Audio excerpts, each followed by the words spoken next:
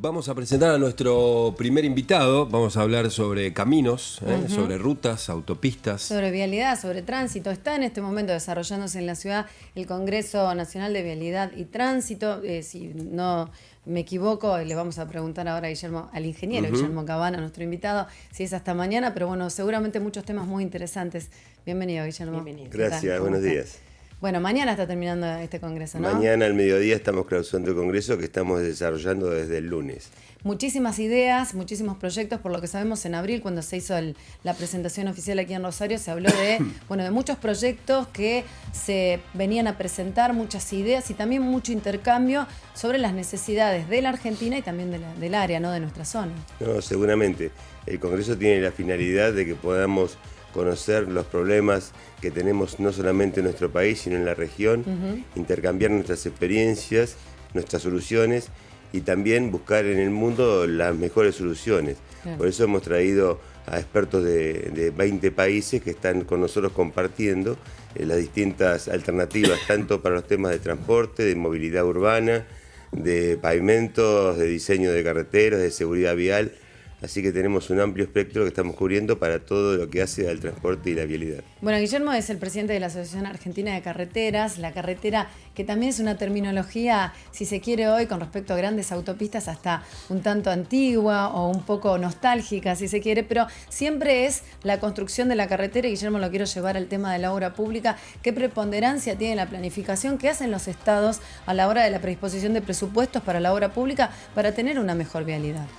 En el mundo en vías de desarrollo, y en nuestro país no es una excepción, hay un atraso muy importante en materia de infraestructura vial.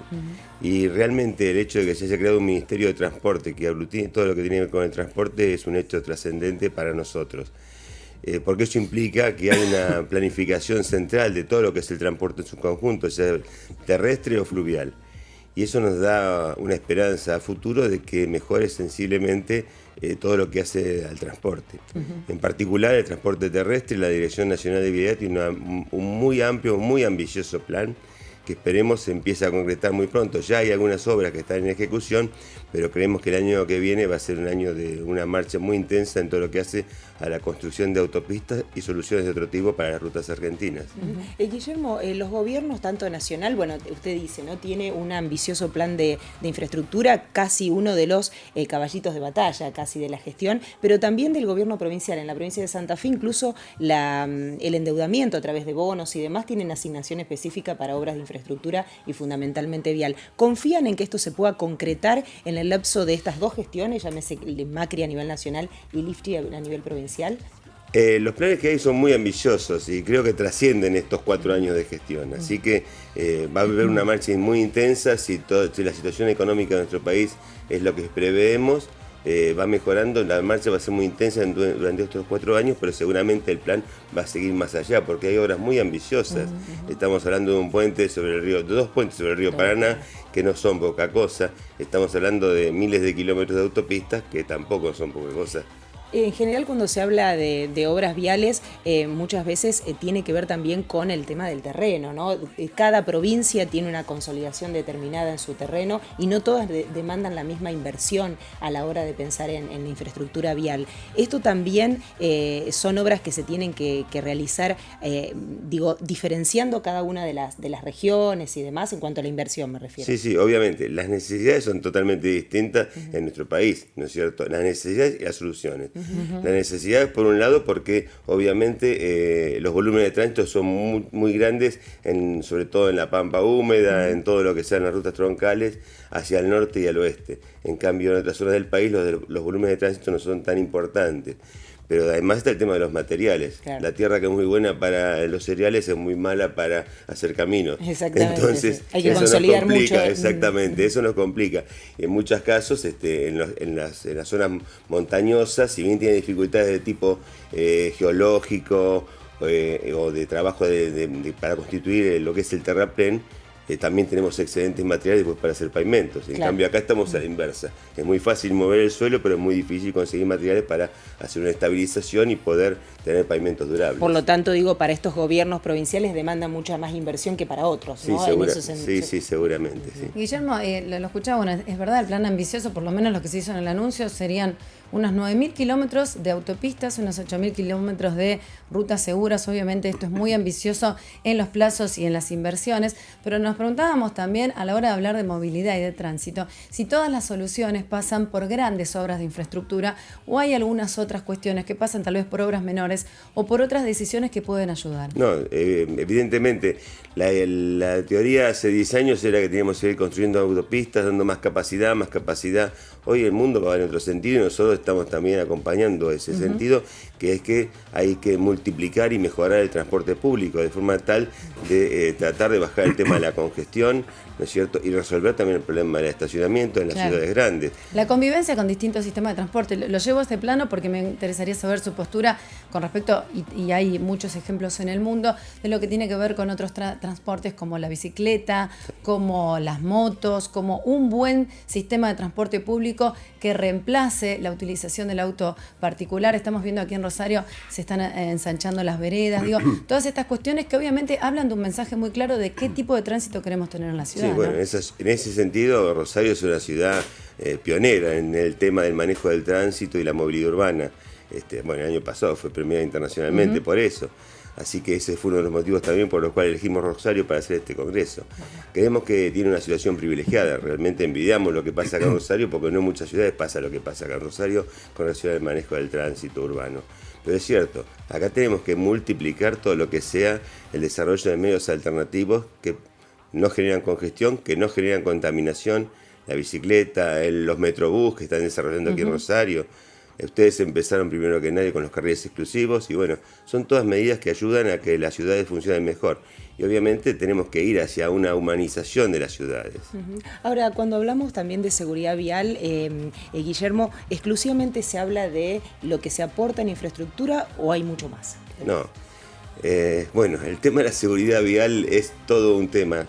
Estamos en la década de la seguridad mundial a nivel mundial que impuso la ONU, ¿no es cierto?, con el objetivo de bajar a mitad la siniestralidad en el mundo. Y realmente estamos muy lejos de conseguir ese objetivo. Y la siniestralidad, y esa década de la seguridad se basa en 5 pilares. Uno es la infraestructura, uno es la conducción segura también. Entonces la conducción segura significa educación, significa control. Y tal vez acá es donde más estemos fallando. En infraestructura hay cosas que se pueden hacer que son muy costosas y otras que no lo son tanto. Yo creo que lo que está faltando fundamentalmente en nuestro país es el control y el prestar atención, como decías, a las pequeñas cosas que sin costar mucho dinero solucionan el tema de la seguridad. Tenemos que cerrar la nota, Guillermo, pero no me quiero despedirte. Antes quiero preguntarte cómo se explica, digamos, que hace tantos años, creo que del principio de los 90, las rutas están privatizadas, caminos privatizados y no se han hecho, vamos a suponer el caso Rosario-Buenos Aires, que debe ser una de las principales vías de comercio del país. Y le falta carriles, le falta mantenimiento, le faltan luces. ¿Cómo se explica eso? Bueno, eso se explica porque la historia de las concesiones en nuestro país fue alternando en función de los cambios políticos. Las concesiones que arrancaron allá en la década del 90 tenían un espíritu muy, muy creativo en el sentido de que le concedían al concesionario todas las obligaciones para mantener una ruta en condiciones. Y el concesionario lo que tenía que pensar qué hacer para dar un servicio que estaba establecido en el pliego. Y eso en las primeras épocas de las concesiones se había logrado. Si ustedes recuerdan, antes del 90, la ruta 9, la ruta 12, la ruta 3, la ruta 5 estaban en condiciones desastrosas, intransitables. Y ese estado se revirtió rápidamente en un par de años. En aquella época se dieron los mayores volúmenes de consumo de asfalto, se hizo una obra muy importante. Pero después la falta de respeto a los contratos por parte del Estado hicieron que esos contratos fueran mutando y desgraciadamente no conservaron el espíritu original. Claro. Después en el gobierno siguiente se adoptó otra metodología de contratos que fue mucho más perniciosa todavía, porque el concesionario solamente se encargaba de hacer el mantenimiento Y las obras de recuperación que hacen falta en cualquier Eran del Estado, claro. eran del Estado y el Estado tampoco las cumplía. Entonces el Estado como fue decayendo, como vemos la Ruta 9. Claro. Y a mí me Ahora, tocó también- volver de Rosario bajo la lluvia a Buenos ¿Viste? Aires. Sí, Ahora, sí. Guillermo, hay No, es también tremendo, muchos, sí, muchos sí. concesionarios Sí, sí. que ni siquiera cumplen el contrato que tienen estipulado. Digo, no solamente hay una falla del Estado allí. Sí, seguramente. Hoy el Estado está controlando rigurosamente. Ayer precisamente el director del órgano de control de las concesiones viales dio una exposición en nuestro Congreso y explicó cómo había cambiado a partir de su gestión todo lo que es el control, todo lo que son las actas de infracción que se celebran contra todos los concesionarios por los incumplimientos que Sí, y hasta tienen. que se caigan las concesiones, ¿no? Digamos, porque uno hasta ahora no había visto nunca que eso pasase, ¿no? Que había todo tipo de inconvenientes, que las empresas no prestaban los servicios y que las concesiones seguían adelante. Sí, las concesiones ya están terminadas. Caducando, claro. Ya terminaron.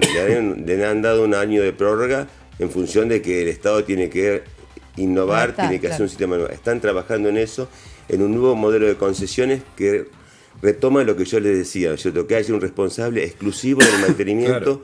con determinados Sí, sí. parámetros y que los cumpla a Sí, sí. rajatabla. Además uno tiene que pagar, ¿no? Exactamente, Como si no, ese es- no tiene ese es el lógica. tema. Guillermo, muchísimas gracias. No, Placer. gracias a ustedes.